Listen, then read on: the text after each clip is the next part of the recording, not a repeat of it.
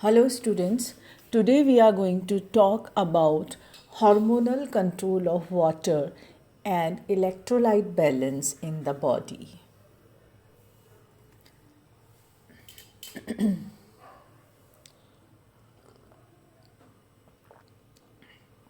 Water balance.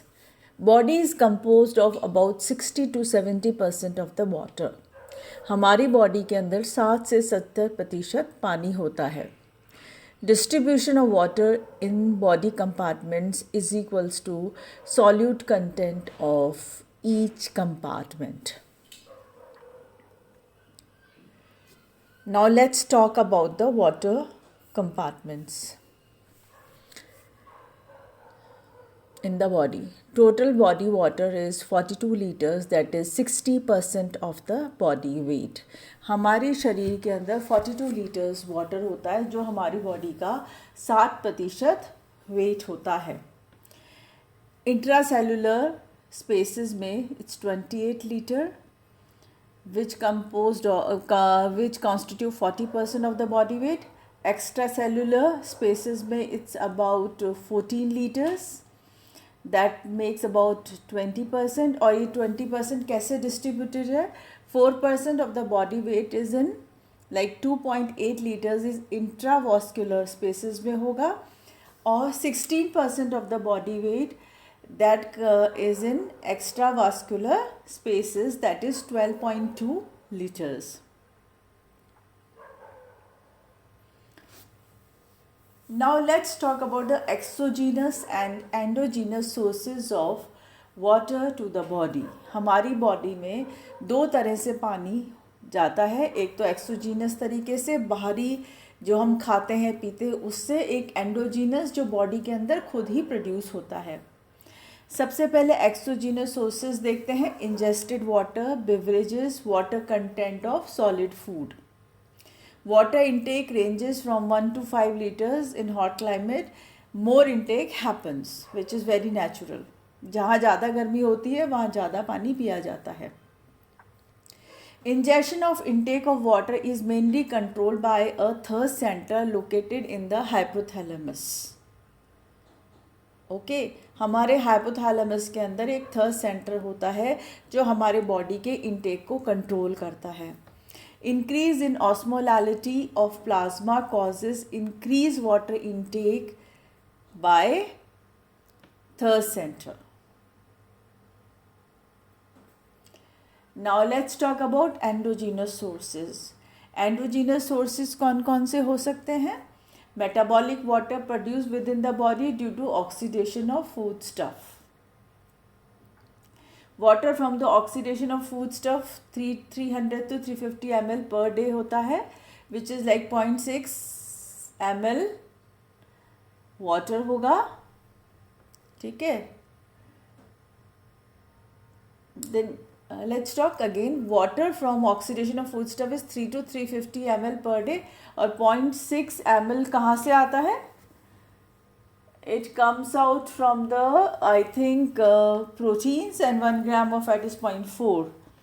So इस तरह से जब भी इन फूड स्टफ का ऑक्सीडेशन होता है तो हमारी बॉडी के अंदर वाटर प्रोडक्शन होता है, which amounts to be 300 to 350 ml per day.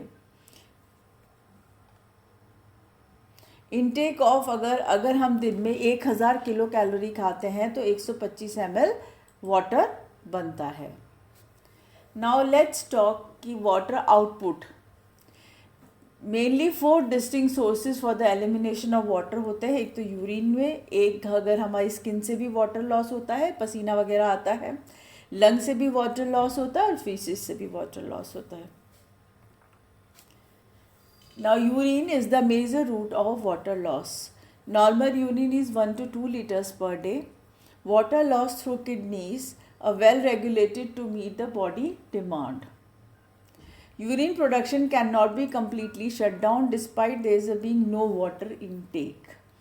अगर हम पानी नहीं भी पिएंगे तो भी हम यूरिन को बनना नहीं रोक सकते, due to the fact that some amount of water about 5 ml per day is essential as the medium to eliminate the waste products from the body. क्यों होता है ऐसा? क्योंकि कम से कम 500 ml वाटर पर डे हमारी बॉडी से बाहर जाना जरूरी है to eliminate the waste products and the toxic substances from the body.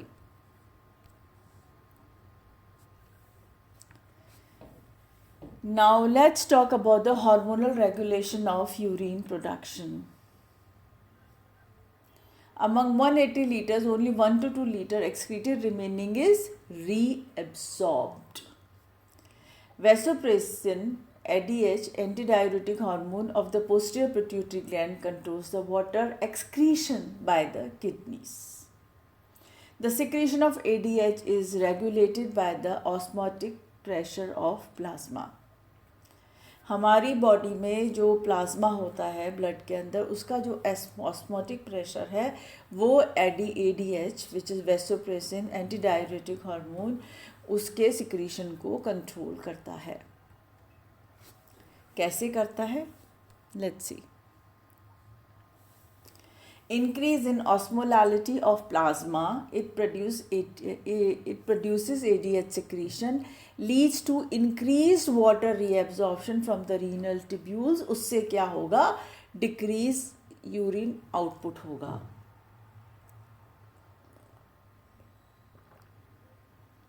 अगर प्लाज्मा की ऑस्मोलैलिटी डिक्रीज होती है तो क्या होगा?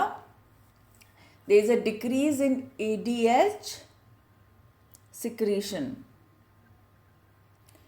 उससे क्या होगा? उसमें डिक्रीज वाटर रीअब्जॉर्प्शन होगा. उससे क्या होगा? इंक्रीज यूरिन आउटपुट होगा. Plasma osmolality is largely dependent on the sodium concentration. Hence sodium directly controls the amount of water in the body. इसलिए कहते हैं कि नमक थोड़ा खाना चाहिए, because salt in the food is the main source of the sodium. In diabetes insipidus, deficiency of ADH results in the increased loss of water. Skin. Loss of water through the body surface by perspiration. हमारे शरीर से जो पसीना निकलता है वो भी एक सोर्स है वाटर लॉस का. Loss of water ranges up to 500 mg per day. It is an unregulated process, mainly depends upon atmosphere. जो आपकी चारों तरफ एटमॉस्फेयर है वो गर्म है, ठंडा, एसी में बैठे हैं तो पसीना नहीं आएगा, बाहर गर्मी में घूम रहे हैं तो पसीना आएगा, और ह्यूमिडिटी कितनी है.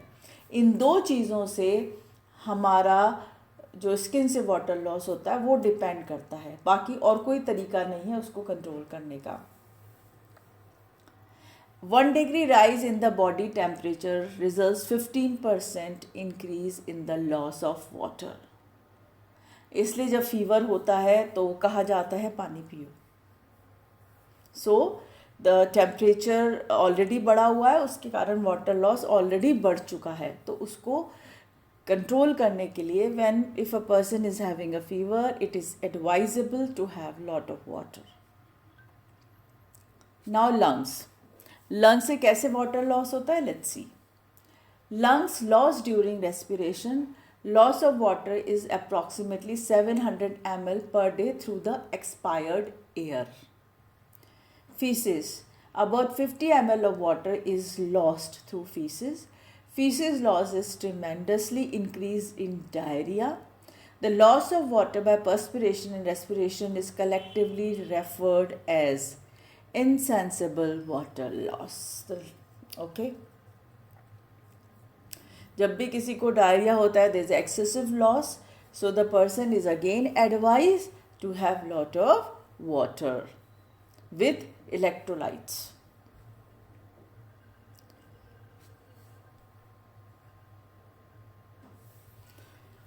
Water balance in the body. Intake per day. Water in food about 1250 ml. Oxidation of food 300 ml. Drinking water 1200 ml. So तो टोटल इनटेक हमारा हुआ 2750 ml. ये तो लेना ही लेना है क्योंकि इतना पानी तो हमारे शरीर में लगता ही लगता है.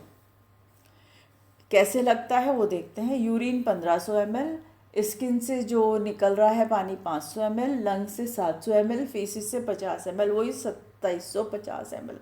तो इतना पानी रोज पीना जरूरी है, नहीं तो body will go under dehydration, क्योंकि आउटपुट तो उसका रुक नहीं सकता। Now let's talk about the electrolyte balance.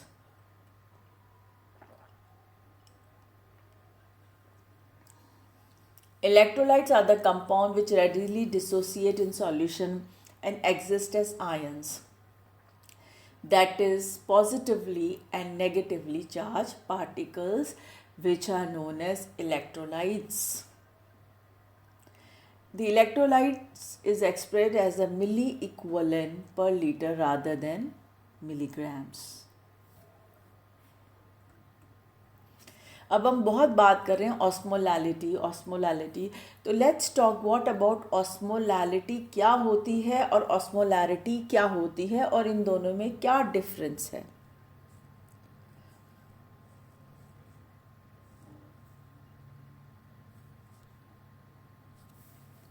सबसे पहले बात करते हैं ऑस्मोलैरिटी की।